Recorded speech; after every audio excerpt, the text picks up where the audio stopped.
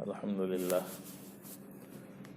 لله نحمده ونستعينه ونستغفره ونؤمن به ونتوكل عليه ونعوذ بالله من شرور أنفسنا ومن سيئات أعمالنا من يهده الله فلا مضل له ومن يضلل فلا هادي له ونشهد أن لا إله إلا الله وحده لا شريك له ونشهد أن سيدنا ومولانا محمدا عبده ورسوله أما بعد فقد قال الله تعالى في كلامه المجيد أعوذ بالله من الشيطان الرجيم بسم الله الرحمن الرحيم وتأكلون التراث أكلا لما وتحبون المال حبا جما صدق الله العظيم وقال نبينا محمد صلى الله عليه وسلم تعلموا الفرائض وعلموها الناس فإني امرؤ مقبوس او کما قال علیہ الصلاۃ والسلام۔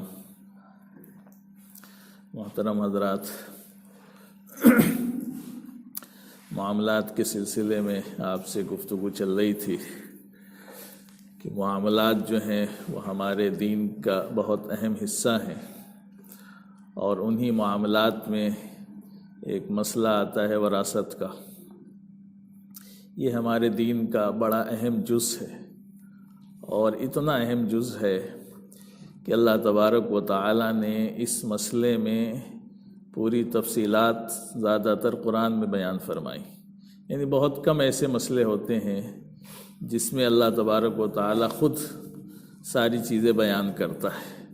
نماز اتنی اہم عبادت ہے، لیکن آپ دیکھیں گے کہ قرآن میں نماز کا حکم ملے گا، آپ کو تفصیل نہیں ملے گی، بس حکم ہے کہ اقیم الصلاۃ، نماز قائم کرو، لیکن اس کی تفصیلات کیسے پڑھنا ہے، کتنے وقت پڑھنا ہے، کیا کیا پڑھنا ہے، یہ ساری چیزیں آپ کو حدیث میں ملیں گی۔ لیکن وراثت اتنا اہم مسئلہ ہے کہ اللہ تبارک و تعالیٰ نے اس میں جو ہے خود حکم نازل فرمایا۔ اور آپ سورہ نساء پڑھیں گے تو سورہ نساء کی جو ہے شروع میں ہی 7ویں نمبر آیات سے آپ مطالعہ کریں، پڑھیں تو پتہ چلے گا، پورا تفصیلی حکم دیا اللہ تبارک و تعالیٰ نے کہ وراثت کیسے تقسیم ہونی چاہیے۔ تو اللہ کے نزدیک یہ بڑا اہم مسئلہ ہے، اور دین کا بڑا اہم جز ہے، اور امت میں اس میں بڑی کوتاہی بھی ہے۔ اسی لیے اللہ علیہ وسلم نے باقاعدہ حکم فرمایا کہ تعلموا الفرائض، کہ فرائض یعنی علم وراثت کا علم حاصل کرو، اور فرمایا کہ وعلموها الناس، اور لوگوں کو بھی سکھاؤ، فإنی امرؤ مقبوس، اس لیے کہ میں اس دنیا سے اٹھا لیا جاؤں گا۔ اور دوسری روایت میں فرمایا کہ فإنہا نصف العلم، فرمایا کہ وراثت جو ہے وہ آدھا علم ہے۔ تو یعنی اہم ہے، اس کی بڑی اہمیت ہے، لیکن ہمارے معاشرے میں اس سلسلے میں بڑی کوتاہی ہے، چونکہ وراثت کے جو مسائل ہوتے ہیں وہ بڑے تھوڑا پیچیدہ بھی ہوتے ہیں، ہر عام آدمی اس کو سمجھ بھی نہیں سکتا ہے، اور اس کے لیے جو ہے ماہرین کی ضرورت ہوتی ہے۔ اب جو علماء کرام ہوتے ہیں، علماء کرام کو بھی عام طور سے چونکہ وراثت سے بہت سابقہ نہیں پڑتا ہے، ایک تو اس کی وجہ یہ ہے کہ امت میں رائج بھی نہیں ہے، لوگوں نے جو چیزیں موٹی موٹی سیکھ لی ہیں اسی پر وراثت تقسیم ہوتی رہتی ہے، لیکن اس کا صحیح حکم کیا ہے، شریعت کیا کہتی ہے، اس پر کوئی دھیان نہیں دیتا ہے۔ اس لیے اگر کسی کا انتقال ہوا تو اب اس کی وراثت کیسے تقسیم ہو، بس وہ اپنی مرضی سے تقسیم ہو جاتی ہے۔ حالانکہ وراثت جو ہے، اللہ کے رسول نے فرمایا کہ فرائض یعنی ایسے حصے ہیں وراثت جو قرآن نے مقرر کیا، اللہ نے مقرر کیا ہے کہ وراثت کے حصے کیسے تقسیم ہوں گے۔ تو بڑی ذمہ داری کی چیز ہے کہ ہمیں ان مسائل کو معلوم کرنا چاہیے اور اس کو سمجھنا چاہیے۔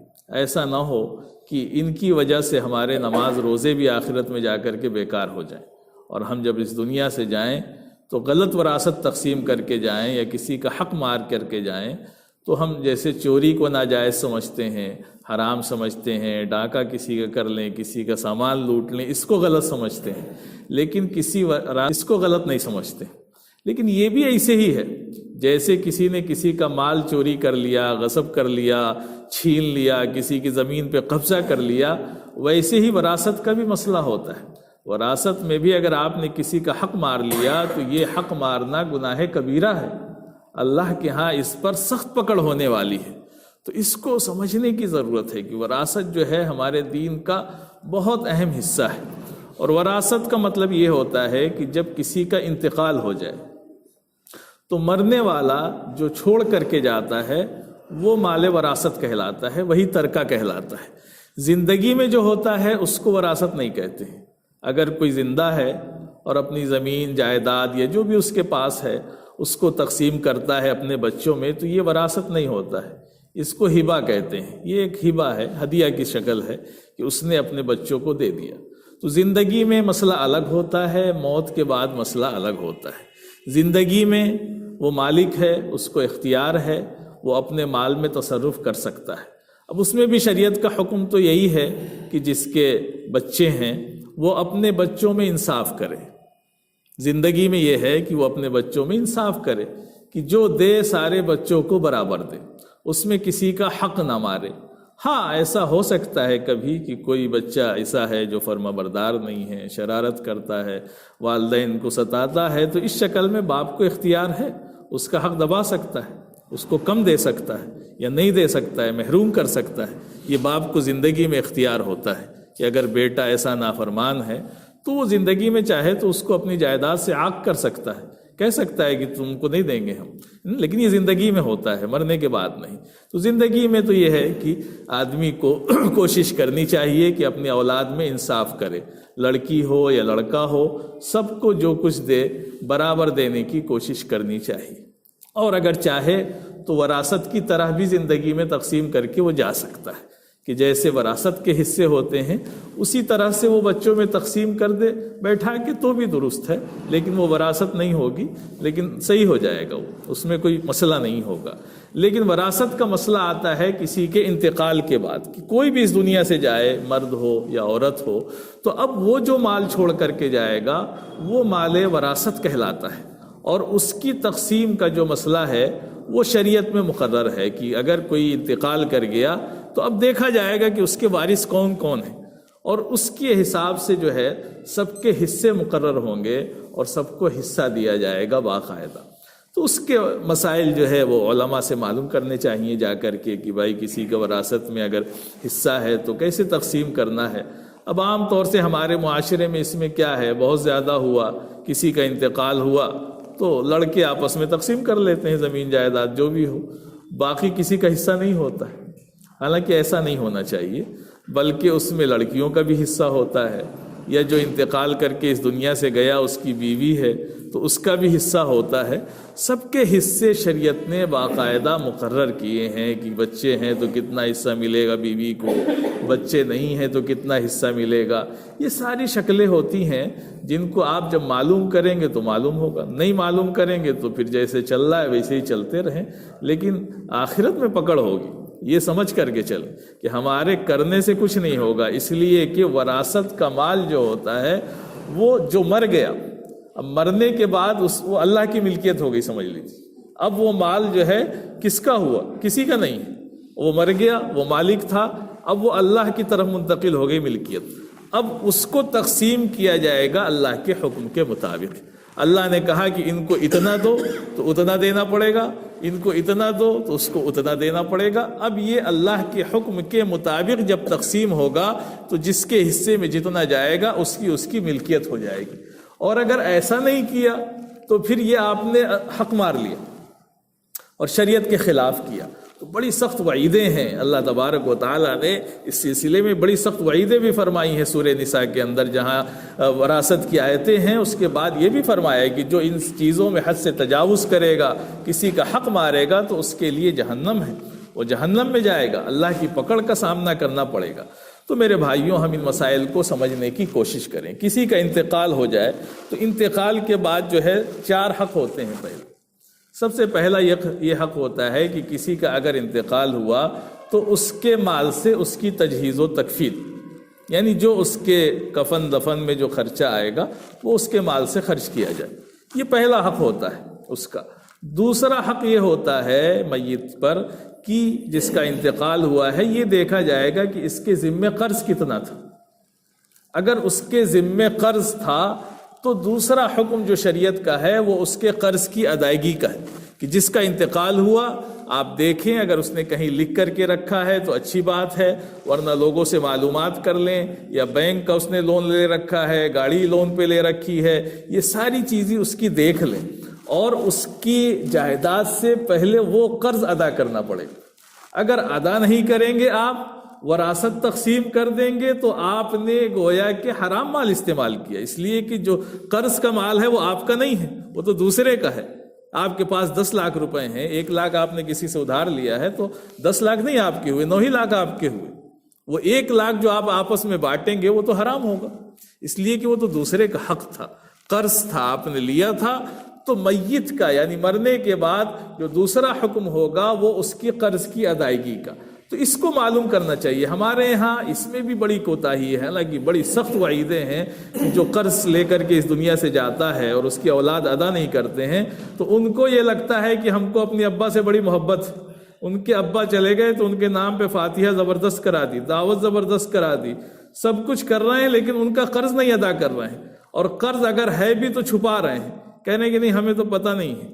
بینک کا قرض ہے تو کاغذ ہی پھاڑ دیا، کہا ہمیں تو پتہ ہی نہیں ہے ابا کیا لے کے گئے تھے، کہاں سے قرض لیا تھا، ہمیں نہیں معلوم ہے۔ جھوٹ بول رہے ہیں، معلوم بھی ہوتا ہے لیکن دھوکہ دے رہے ہیں۔ کسے دھوکہ دے رہے ہیں آپ بھائی؟ اپنے آپ کو دھوکہ دے رہے ہیں کہ قرض لے کر کے گیا وہ بیچارہ، آپ کے وہ والد تھے، آپ کے جو بھی تھے وہ رشتہ دار، تو محبت کا تقاضا یہ تھا کہ سب سے پہلے اس کا قرض ادا کریں تاکہ آخرت میں وہ اللہ کے پکڑ سے بچ جائے۔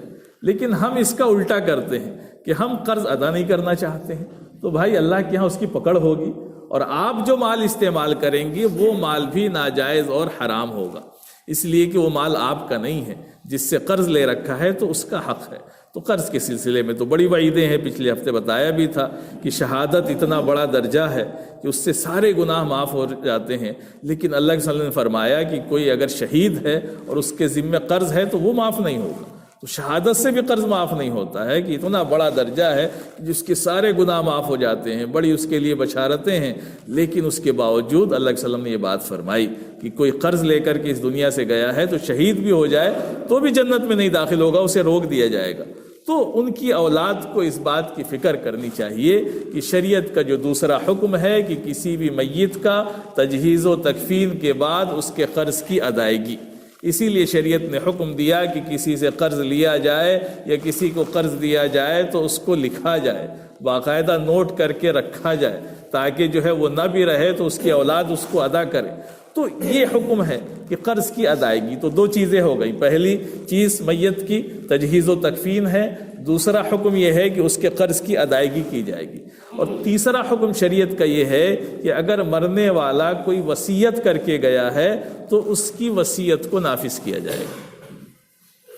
شریعت کا یہ حکم ہے تیسرا میت کے سلسلے میں کہ اگر جو اس دنیا سے گیا، اگر اس نے کوئی وصیت کی تھی، کوئی بھی وصیت کی ہو، اس نے کہا ہو کہ میرے مال سے اتنا کسی مسجد میں لگا دیجئے، کسی مدرسے میں دے دیجئے، کسی بیوہ کو دے دیجئے، جو بھی اس نے کہا ہو، وصیت کی ہو یا اپنے رشتہ داروں میں سے کسی کو کہا ہو، تو اس وصیت کو نافذ کیا جائے گا۔ تو اب وصیت میں یہ حکم ہے کہ وصیت جو ہے شریعت کے مطابق صرف 1/3 مال میں ہو سکتی ہے، 1/3 مال سے زیادہ کی وصیت جو ہے وہ درست نہیں ہے۔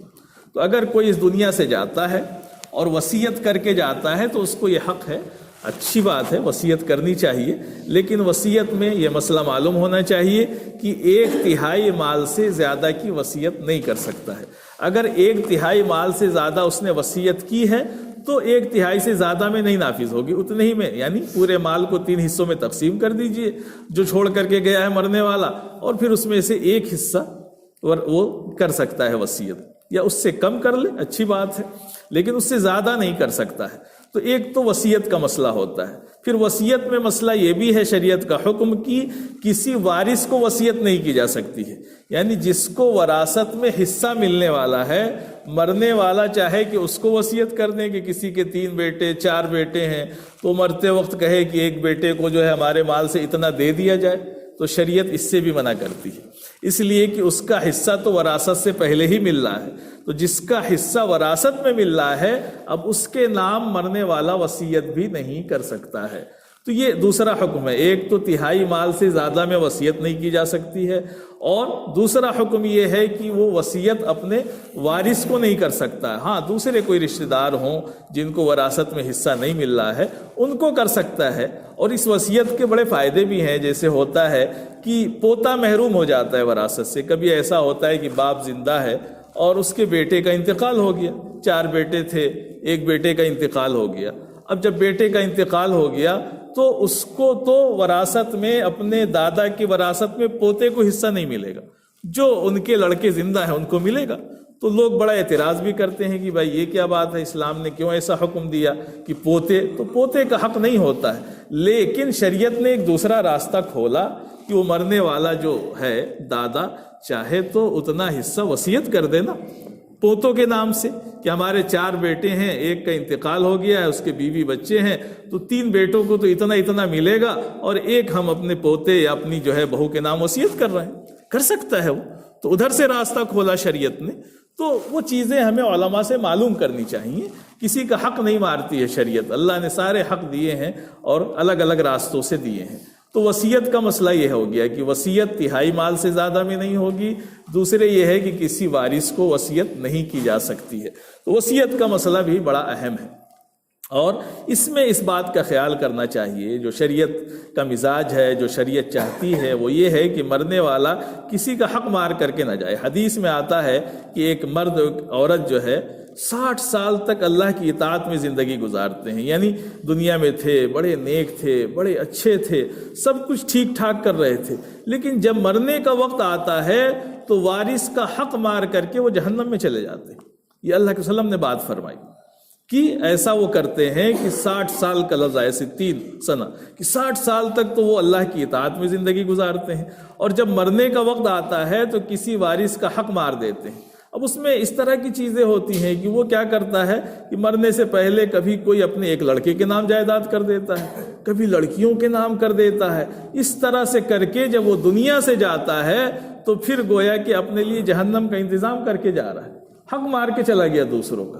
اللہ کے وسلم نے بڑی سخت وعید فرمائی، کہا کہ نہیں، اور فرمایا کہ جو وارث کا حق کاٹ کر کے جائے گا اللہ تعالیٰ جو ہے اس کو جنت کی میراث میں سے حق کاٹ دے گا. تو سخت مسئلہ ہے. ایسا نہیں کرنا چاہیے کہ ہم اس دنیا سے جا رہے ہیں تو دیکھیں کہ یہ ہماری لڑکی ہے، اس سے زیادہ محبت ہے، سب اسی کو دے دیا. ایک لڑکے سے زیادہ محبت تھی، سب اسی کو دے دیا. دیکھ کے چلے تو گئے آپ، لیکن جائیں گے کہاں؟ اللہ کے پاس جائیں گے آپ. وہاں آپ کی پکڑ ہو جائے گی. کیوں آپ نے دوسرے بیٹوں کا حق مارا؟ کیوں بیٹی کا حق مارا؟ وہاں پکڑ ہوگی آپ کی. تو یہ نہیں ہے، شریعت اس سے منع کرتی ہے. تو یہ ساری چیزیں نہیں ہونی چاہیے.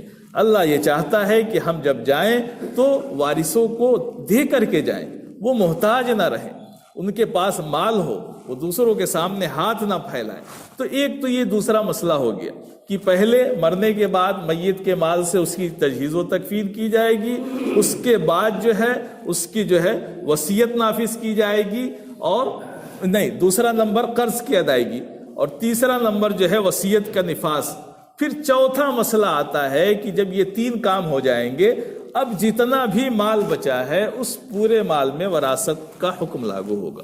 اب اس میں وراثت تقسیم کی جائے گی کہ آپ نے میت کا قرض بھی نکال دیا، اگر اس نے کوئی وصیت کی تھی وہ بھی آپ نے نافذ کر دی، اس مال کو الگ کر دیا، دے دیا اس کی وصیت کے مطابق. اب جو مال بچا، اب مال میں ساری چیزیں آتی ہیں. مال میں ہم یہ سمجھتے ہیں کہ صرف زمین ہے یا گھر ہے، نہیں، ہر چیز آتی ہے. یہاں تک علماء نے لکھا کہ اگر وہ کپڑے چھوڑ کر کے گیا ہے تو اس کے کپڑوں میں بھی وراثت لاگو ہوگی، الا یہ کہ سارے جو وارث ہیں وہ اپنی مرضی سے کہیں کہ اس کو صدقہ کر دیا جائے تو ٹھیک ہے، اور اگر نہیں کہیں، ایک صاحب کوئی سوچے کہ ہم استعمال کرنے لگے، یا یہ گھر جو ہے اس میں ہم رہ رہے ہیں تو ہمارا قبضہ ہو جائے، بالکل جائز نہیں. وراثت تو تقسیم ہوگی شریعت کے مطابق، جو اللہ کا حکم ہے. اللہ نے فرمایا کہ یوصیکم اللہ فی اولادکم للذکر مثل حظ الانثیین، وہ پوری آیت آپ پڑھیں، اللہ نے حکم دیا ہے. نبی سے بھی یہ بات نہیں کہلوائی، اللہ نے خود ڈائریکٹ کہا. بہت کم ایسے مسئلے ہیں جس میں اللہ تعالیٰ نے تفصیلات بیان کی، اور اس میں اتنی کوتاہی ہے کہ وراثت کے معاملے میں امت بالکل کوتاہ ہے. ایک تو ہمارے معاشرے میں لڑکیوں کا حصہ ہی نہیں دیتے. کتنے بڑے گناہ کی بات ہے کہ آپ اپنی بہن کا یا جس کا بھی حصہ مار کر کے بیٹھے ہیں کہ آخرت میں آپ کو حساب نہیں دینا پڑے گا. آپ کہہ دیں گے کہ ہم نے اس کو جہیز دے دیا تھا. کس نے کہا تھا کہ آپ جہیز دیجئے؟ شریعت نے نہیں مجبور کیا. آپ 2000 لوگوں کی دعوت کیجئے، شریعت نے یہ حکم نہیں دیا ہے. ہاں، شریعت نے یہ حکم ضرور دیا ہے کہ اس کو وراثت میں حصہ دیجئے. تو جو شریعت کا حکم ہے اس کو مانتے نہیں ہیں اور ہم اپنی مرضی چلاتے ہیں. تو اپنی مرضی چلائیں ہم، لیکن اللہ کے ہاں اپنی مرضی نہیں چلتی ہے. جب ہم نے کلمہ لا الہ الا اللہ محمد الرسول اللہ کا اقرار کیا ہے تو اس بات کی گواہی دی ہے کہ ہم اللہ اور اس کے رسول کو مانتے ہیں، تو ہمیں اس کی اطاعت کرنی پڑے گی اور اس کا جو حکم ہے اس کو ماننا پڑے گا. اور نہیں مانتے ہیں تو گویا کہ آپ ایسی زندگی گزار رہے ہیں جو آپ کے مرضی کی زندگی ہے، وہ شریعت کی زندگی نہیں ہے. اور آپ تیار رہیں اس بات کے لیے کہ قبر میں اللہ آپ سے حساب لے گا. یہ جو وراثت کے مسئلے ہیں اتنے آسان نہیں ہیں.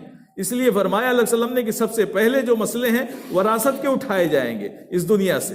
تو وراثت میں بڑی کوتاہی امت کے اندر، کوئی صحیح سے تقسیم نہیں کرنا چاہتا ہے اور اس میں بڑے مسائل بھی ہیں.